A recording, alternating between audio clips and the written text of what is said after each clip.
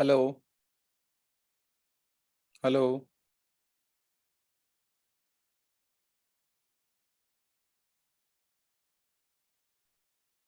We are discussing renormalization of lambda phi-fourth theory in 4-dimension.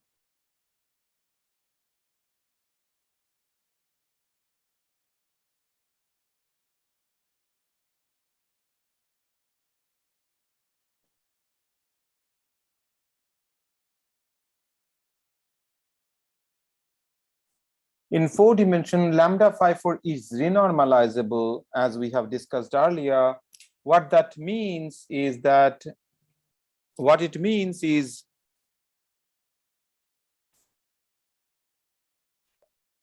the primitive and non-primitive diagrams, there are finite number of primitive and infinite number of non-primitive graphs, and those diagrams all appear in the only in 2-point and 4-point vertices.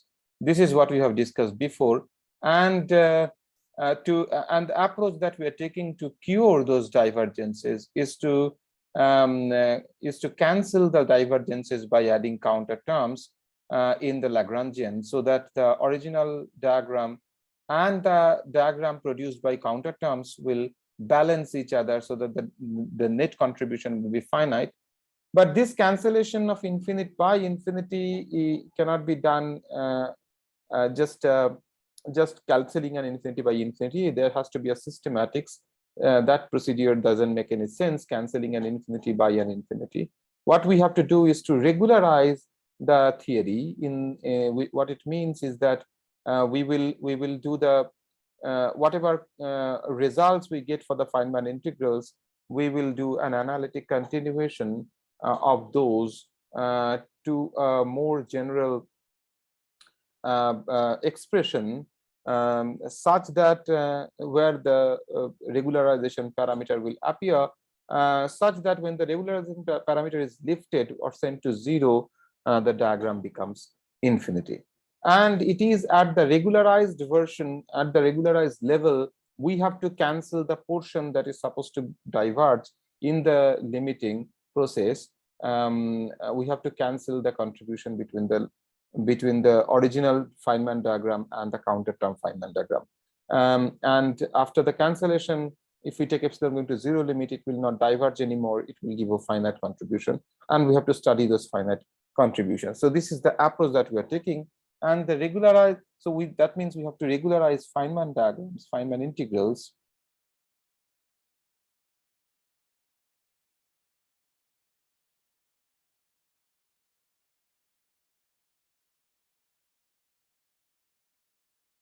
And we are considering a particular regularization called dimensional regularization, which means that we work in a dimension which is not 4 but 4 minus epsilon, and epsilon being the regularization parameter.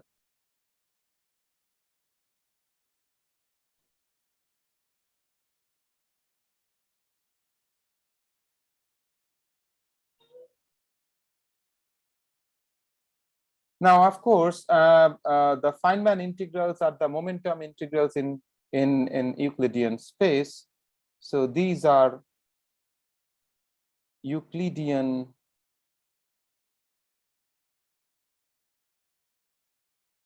momentum integrations,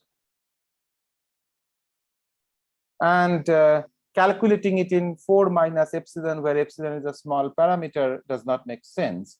What one means by this is what I just mentioned just a while ago, is an analytic continuation. And that goes in the following manner, that these results, these Euclidean momentum integration results are given. There are two aspects of these results.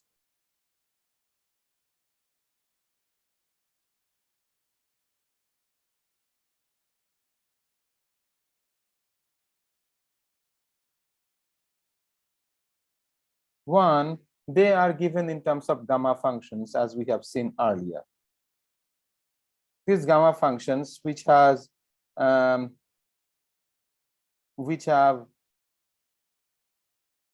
d in the argument. So once we get the result written in terms of gamma functions which has d in the argument, that d can be anything. We can calculate that quantity for d equals 4 minus epsilon. It is that what we mean by this is an analytically continued result to arbitrary dimension. And there is another feature in these integrals, that the Feynman parametric integral. They are given in terms of Feynman parametric integrals. We have discussed Feynman parametrization.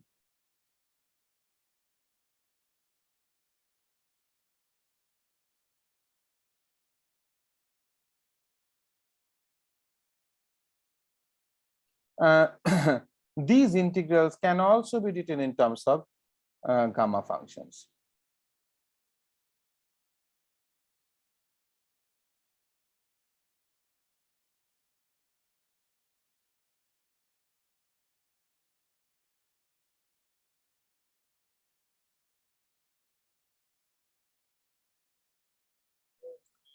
And we worked out a few examples which are going to be needed later. We calculated I1, I2, and I3, where we have seen both these features appearing quite explicitly. Once we write down all these expressions in terms of arbitrary d, and d is equal to 4 minus epsilon, so everything is written in terms of epsilon, and all you have to do is to expand them in powers of epsilon and see that there are certain epsilon poles which are the reason for the divergences when epsilon goes to 0. So UV divergences in epsilon going to 0 limit appear in both these above sources,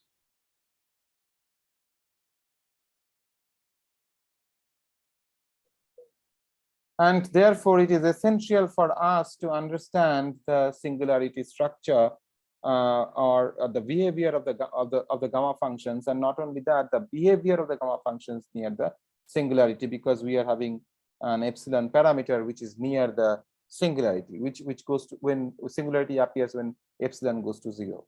So all such singularities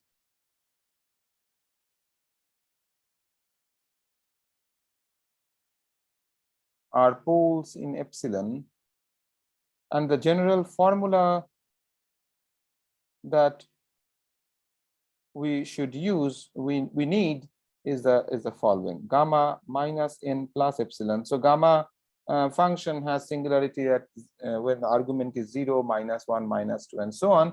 So just away from those singularities, minus n plus epsilon, we have to know the behavior of the function near the gamma minus n is given by this expansion in terms of epsilon.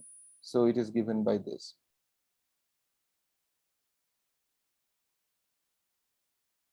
So 1 over epsilon pole, and then a finite piece, and then order epsilon contribution, which is pi square over 3 plus psi square n plus 1 minus psi prime n plus 1 plus order epsilon square for n equal to 0, 1, 2, etc.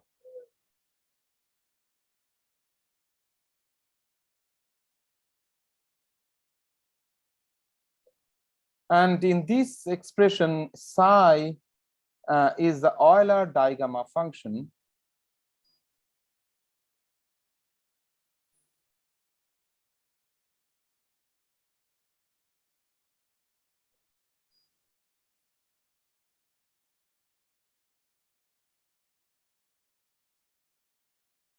Given by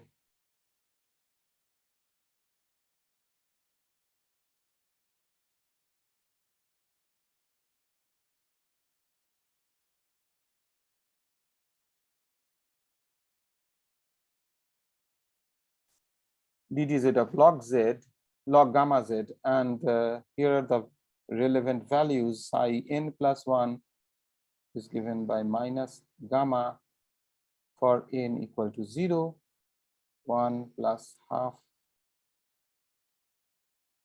1 over n minus gamma for n greater than 0, where gamma is equal to 0.5772, and this is called Euler-Mascheroni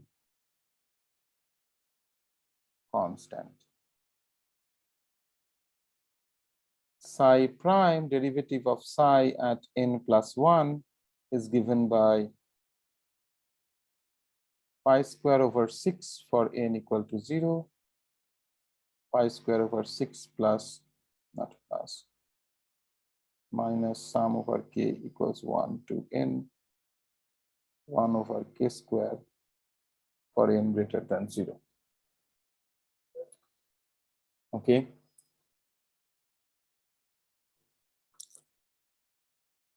Now, recall, I just mentioned a while ago that primitive and non-primitive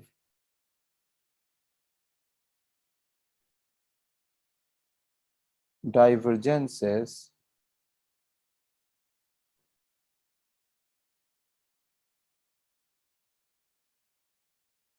appear in two 4.1 pi vertices. The 2.1 pi vertex has an expansion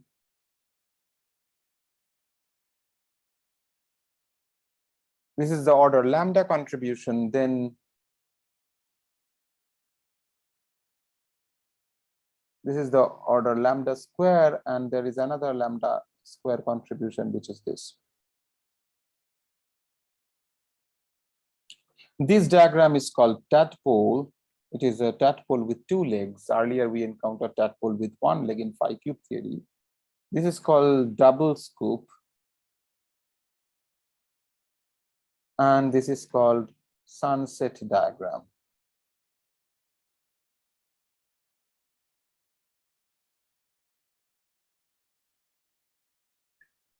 Similarly, for 4.1 pi,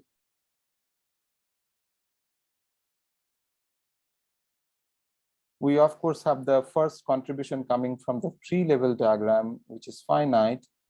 And then at one loop, we have these diagrams.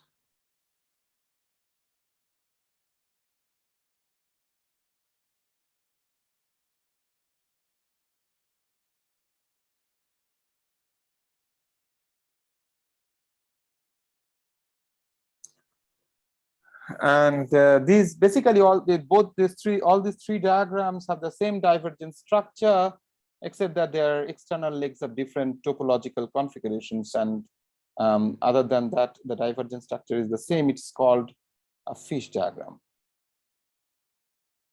And we should calculate all these diagrams one by one.